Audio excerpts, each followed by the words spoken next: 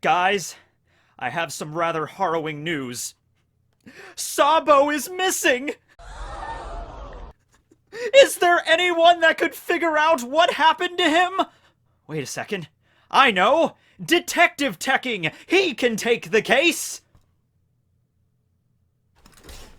Oh, hey, Detective Tekking! Oh, yes, Matthew, how are you doing there? Oh, yes, I was wondering if you could go and, illuminate the people on this incident. Well, I'm rather busy right now. I am cooking my waffles. Waffles at 7:05 at night. My goodness, Detective Tekking, you are hungry for breakfast, it seems. Ah, yes, it's fine, though. I am Detective. Well, I will rush over as quickly as I can. Okay, I'm here.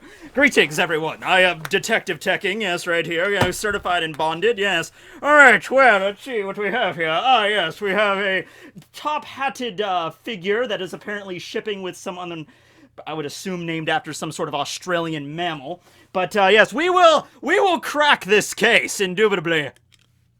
Okay, so, what the hell happened to Sabo? No, seriously, legitimate question. Okay, so, last chapter of One Piece, it's a bit ambiguous, and by a bit ambiguous, it's very ambiguous. We basically get the reactions from people looking at the front page of the World Economic Journal, and of course Morgans was talking about big news, I'm going to publish this story about something big that happened at Reverie, something so big that the world government actually sent an agent to Morgans' headquarters, the WEJ headquarters, and tried to silence him, before he could spill the beans. But this is Morgans we're talking about here, so he laid the freaking albatross smack down on that guy.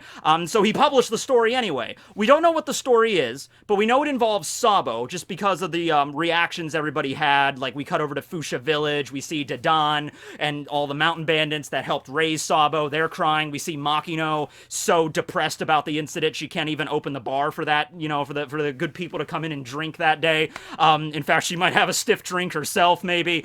And then, of course, we see the reaction at the Kamabaka Kingdom with the other members of the Revolutionary Army. To quickly recap, it was Lindbergh, Morley, Karasu, and Sabo that infiltrated Marijois during Reverie. Their goal was to try to declare war on the Tenryubito, the Celestial Dragons. Now, what exactly do they have in mind for that? Declaring war? I have no idea.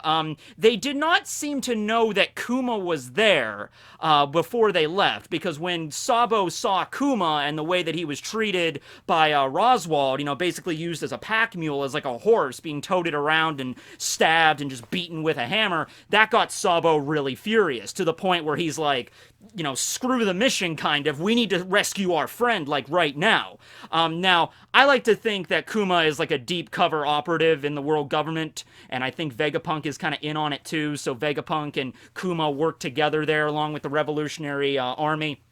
Kuma gets his free will taken away, but this is all for the greater good eventually. So, if that's the case, Sabo might know a little bit about that, but still you gotta consider, like, this is one of his best friends, like, one of the people that actually helped raise him ever since, he had amnesia and taken out of the Grey Terminal and everything. It was Dragon, it was Ivankov, it was the other commanders, and it was, like, Kuma that helped raise Sabo. So Sabo sees the way he's treated, and, that makes him furious. Like, we need to get Kuma back. And then a bunch of stuff happened that we don't know, but then we know on the 4th day of Reverie, the Revolutionary Army commanders that were present at Marijois clashed with Admiral Fujitora and Admiral Greenbull. We don't know how that clash began. We don't know the situation of how they got caught. We don't know if it was like Sabo and the Revolutionary commanders going to rescue Kuma, and the admirals saw them and attacked before they could get to Kuma, or maybe they did manage to rescue Kuma, but while they were trying to escape, that's when the admirals attacked. We have no idea the outcome of that battle. We don't know, what happened there with the other Revolutionary Army commanders, what happened to Karasu and Lindbergh and Morley, if they're okay. We just know this involves Sabo. Now, there's two possibilities here. Well, actually, technically there's 4. Well, technically there's 72, but really there's only 4, okay? Sabo is really dead, which I'm just gonna remove that. I'm gonna take that off the, chopping block right now. Where are you getting all of your funny hats, Barry? Okay, whatever, not important. I have enough detective work to worry about right now, okay? Maybe I'll figure that out later, where you're getting all your funny hats. But anyway, yeah, he's dead, but Sabo was just introduced back into the story at Dressrosa, and Luffy already lost one brother in a very dramatic fashion. I mean, that just doesn't make sense from a storytelling perspective. It's like, yes, the story of these 3 brothers, Ace, Luffy, and Sabo. Ace, when he went out, that was an emotional moment in the story. Okay, Sabo, we thought he died, but he turned out he is alive. But then just to die off camera again, that makes zero sense. I mean, maybe you could salvage that if Oda goes back and gives us like a really elaborate flashback on how he died, but I'm just not a fan of that. Plus, like, the whole Mera thing just kind of goes out the window. It's just like this whole symbolic thing of Sabo, you know, carrying on Ace's will and gaining his power and making it so, like, Doflamingo and his crew can't get it. Sabo's gonna take that burden, the burden of Ace, onto himself and use it to better the world as a, you know, chief of staff of the Revolutionary Army. That just gets thrown out the window all of a sudden. It's like, oh yeah, well, Sabo's dead again, so I don't know. Maybe Lindbergh could pick it up and he could be a fiery mink jetpack guy. I don't know. So I'm just gonna knock that out of there, okay? Second possibility is he's really alive, but the world government is lying and saying that he's dead.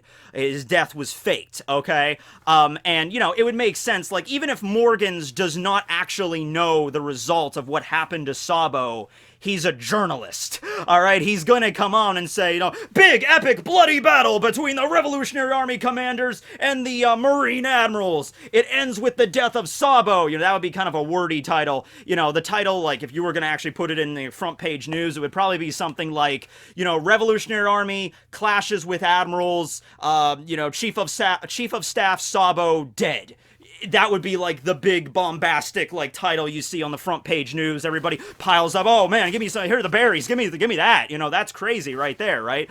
So regardless of what the status of Sabo is, you know, Morgans was probably going to spin it in the way that would sell the most papers, right? And it just makes the most sense there. Okay, so I don't think this is a situation with Sabo, like, faking his death on his own. I think it makes more sense for him to be captured by the world government, and he's held prisoner in Pangaea Castle right now. I'm sure that place, it's a pretty big castle. It's even bigger than the Tenryubito city. Like, the castle itself is big enough to have its own city inside of it, from what it seems.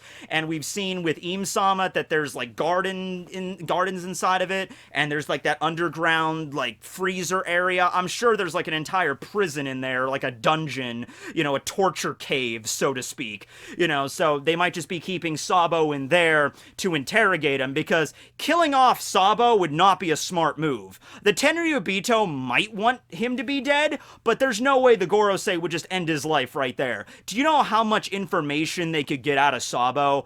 I mean, they would keep him around. I mean, it would be pretty rough for Sabo because of, like, torture and stuff, but, you know, that's what the Gorosei would do. It's like, oh no, we're not killing him. Oh, no way. He has so much information he could tell us. We just gotta figure out how to push the right buttons, so to speak, right? So, yeah. Now, what are the other two possibilities there? Well, the two other possibilities here are that Sabo is actually perfectly fine right now. It's just that they did clash with the admirals. Morgans was present when that happened. Or at least he heard about it, because Morgans was also there at Reverie, so maybe he heard about it, or maybe he witnessed it himself. You know, the Revolutionary Army and the admirals clashing, and then, you know, maybe the battle got so intense that Morgans had to leave with the other people, or the battle went somewhere else where they couldn't see where it finished. And, you know, maybe it ended with Sabo and the other commanders getting away scot-free. They managed to escape. They managed to get Kuma back, and they managed to leave. And the admirals, they left too. Maybe both sides were injured. It wasn't like a bloodless encounter, but both sides managed to get away. And then Morgans is like, well, regardless of what actually happened there, I'm going to write the story that Sabo is dead, because that'll sell papers, right? Now, here's the thing, and somebody actually brought this up in a live stream, and it was a question that I was like, well, actually, and then I started to think, like, that actually doesn't make sense.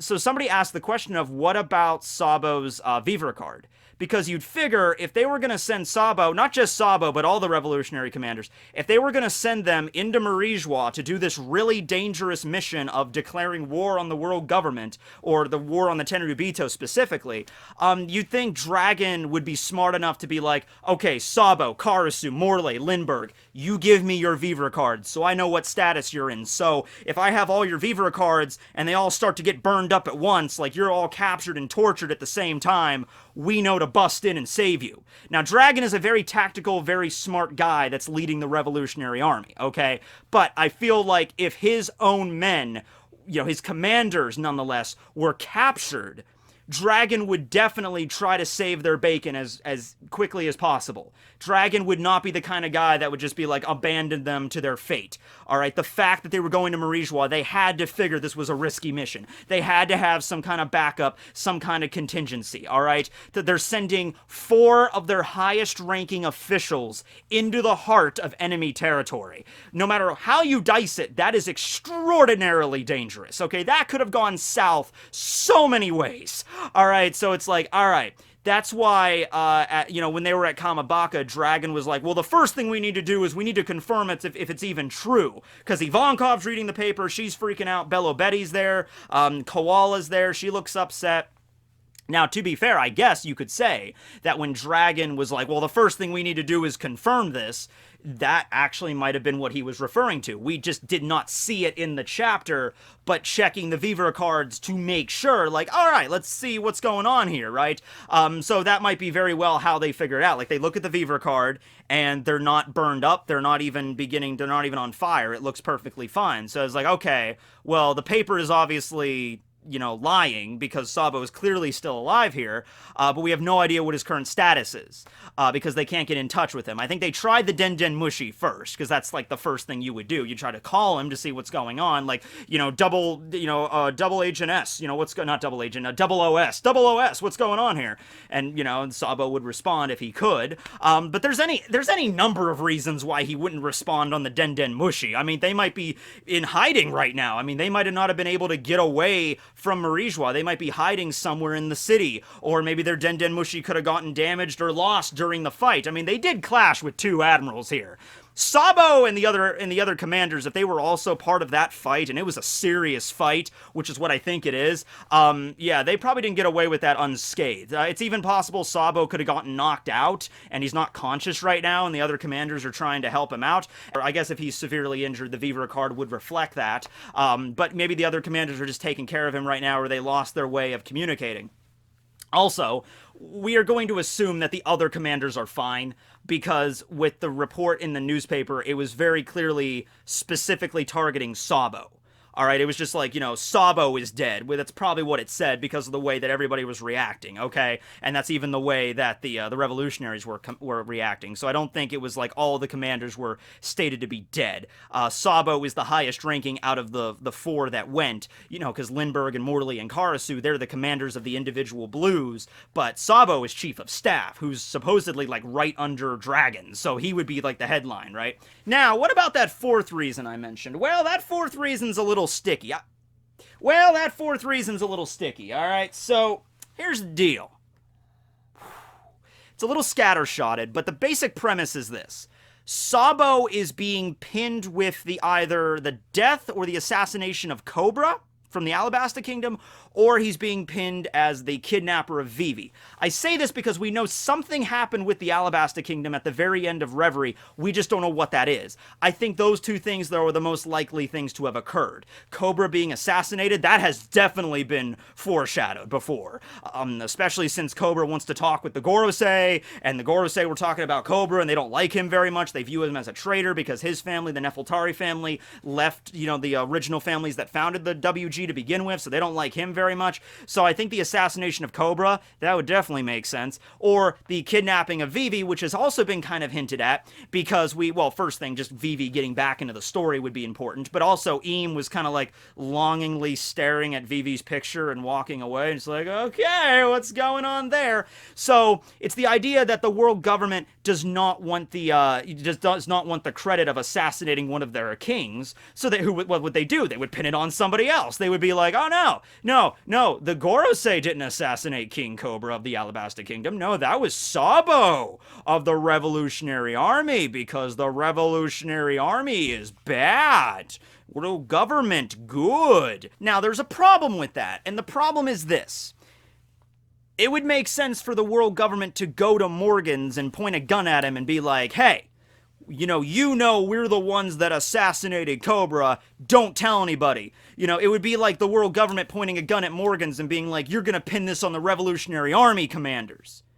And then, but here's the thing: Morgan's even directly told them, like, no, I'm not going to lie. I'm going to tell I'm going to tell the story I want to tell. That doesn't mean he doesn't lie. It just means he's going to tell the story he wants to tell. And he beat the crap out of the government official. Okay, you know, don't you think it would make more sense if the world government went to Morgan's and threatened him and was like, hey, you're not going to tell the world that we assassinated Cobra. You're going to tell the world that the Revolutionary Army assassinated Cobra. And Morgan's was like, well, I was going to do that anyway. Because that's what he ended up printing. He ended up printing something related to Sabo. It could be Sabo dead, Sabo captured, or Sabo assassinates the king of Alabasta. It could be any one of those things, but none of those things really directly involve the world government in a negative light. The Revolutionary Army attacking Marijois and then the admirals, you know, kill one of them. I mean, the people of the world government should be fine with that story getting out. Right? So I don't think that's the case. I don't think Morgan's is trying to pin it on Sabo or anything like that. If it did happen, I mean, the smartest thing to do in that situation from the world government's perspective, if they really did axe off Cobra, is just treat it like an accident. That's the best way to do it, and I think that's the smart way if they actually were to do it. Like, oh yes, the Alabasta ship was leaving Reverie, but unfortunately there was a problem. There was a freak accident at sea, and the ship ended up getting sunk. We tried to save him, but the king is unfortunately found dead. We have his body, and the princess of Alabasta, Vivi Nefeltari, she's actually missing right now, but we'll keep looking. I mean, if the world government wanted to get rid of him, and, you know, didn't want anybody to ask any questions about who did it, you don't even have someone to blame. Just have it be treated like an accident at sea. And even Garp did say when he was like, you know, the report I got when we were sailing away, when we were in the process of sailing back down to Fishman Island, that's when I received this report that something happened with the Alabasta ship. So they would have probably been leaving at the same time, right? So, yeah, that would have made sense there. So, I think the three most likely possibilities are like, well, I think honestly the most likely possibility is Sabo is still alive, but Morgan's witnessed this fight, or he heard about this fight, and he figured, oh man, this is going to be big news, but the world government doesn't want him reporting about the Revolutionary Army even being there. You know, it's like, because the Revolutionary Army sneaking into, you know, Marijois to begin with, I mean, that's a big thing. That's a big no-no. And so they decided, they just like, you know what, we don't want you talking about the Revolutionary Army at all. And Morgan's is like, no, screw you, I'm doing it. I'm going to beat the crap out of you, and then I'm going to publish my story, right? I think that's the most likely series of events there. If something happened with both Cobra and Vivi, if it wasn't just one or the other, it happened with both of them. Cobra is dead and Vivi is kidnapped. I would think that the world government would just try to play that off as an accident, and so the Gorosei get what they want, and then Eam apparently gets what he wants. In fact, I could probably see some weird stuff going down with Vivi in the future, you know, with the way that Eam has interest in her, because what would Eam, that's something else we could pull out our little detective pipes here, is like, what would Eam-sama, the king of the entire world from the shadows, want with Vivi? I can understand him wanting Shirahoshi, because Shirahoshi is an ancient weapon. And people have, oh, by the way, people have said that, isn't Pluton hidden in Alabasta? Well, the poneglyph that was in Alabasta stated its location, much like how the poneglyph in Sky Island stated where Poseidon was. It was located in Fishman Island. Pluton was not located in Alabasta. At least I don't believe it was. The poneglyph there, Robin lied to Crocodile about what it said, but Robin later confirmed. It's like, oh no, the location of Pluton is definitely written on that poneglyph, right? And Cobra even knew this as well, right? So, yeah, I mean, you could say that he would want Vivi to gain access to Pluton, but Vivi doesn't know how to read poneglyphs or anything like that. I mean, maybe Eam does. But I'm feeling like it might be something else other than that. You know, other than just wanting Pluton. There might be some other reason for why he wants Vivi. So, yeah. Also, I mean, if you want to think a lot into it, with Shirahoshi's wanted poster, not wanted poster, Shirahoshi doesn't have a wanted poster. What would Shirahoshi's bounty be? I don't know. But, you know, he took a knife and he drove it through Shirahoshi's picture. Eam did. So does that mean he wants all of the ancient weapons, like he wants to just get rid of them? He doesn't even want them for his own. He's just like, no, that's Shirahoshi's an ancient weapon. We just need to get rid of her as quickly as possible. I don't even want her around. You think the world government might want her to like utilize for their own needs, like control an army of Sea Kings whenever they want? That'd be pretty useful. Maybe Eam, though, is smart enough to just be like, you know what? It's too much of a risk to have her alive. Just get rid of her. But Vivi, on the other hand, my precious Vivi, that, okay, a little weird on where that's going right now, right? But I think, honestly, the way I think this is going, and I don't really know if, Oda's going to go that route with it, but I think we might just have a cutaway and we might see the Revolutionary Army commanders and Sabo being okay, and their connection to Dragon has been cut for that moment, and so they're going to try to get in contact with him so Dragon doesn't storm in, because that could be the plan. The world government could have captured Sabo, and they know, kind of the same thing they did with Ace, they know that the army is going to come knocking on the door, and that's the perfect place to, like, ambush them and take care of them, right? Like, oh man, we captured the chief of staff of the Revolutionary Army. We're going to keep him in our cells. Dragon probably has his Viva card. He's going to follow it, get here, attack us, and then we can wipe him out right there.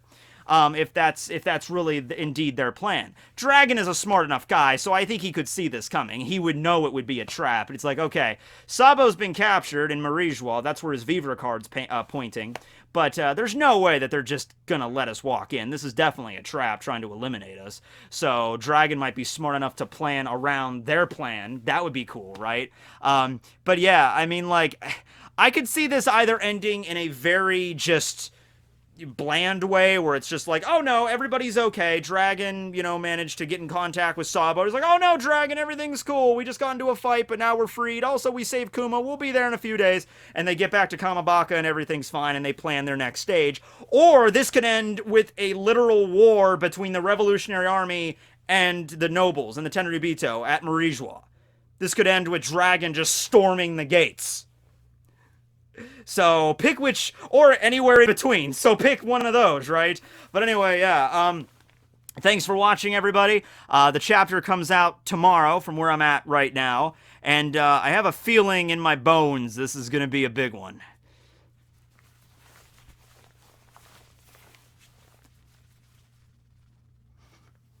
Have a good night, everybody.